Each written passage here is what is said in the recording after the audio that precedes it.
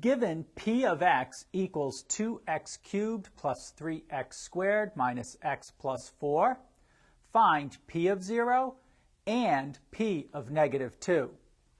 So to find p of 0, we substitute 0 in place of x. So it would be 2 times 0 cubed plus 3 times 0 squared minus 0 plus 4.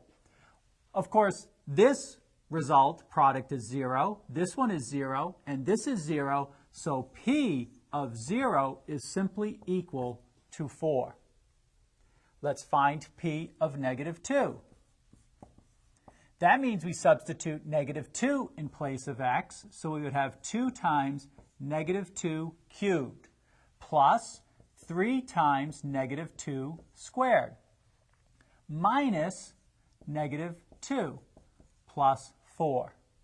Simplifying the exponents first, we would have 2 times negative 8 plus 3 times positive 4.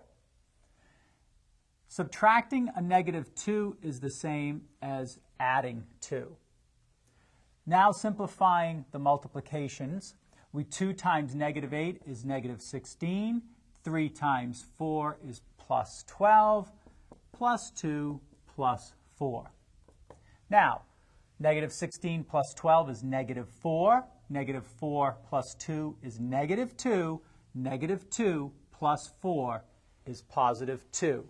So p of negative 2 is 2.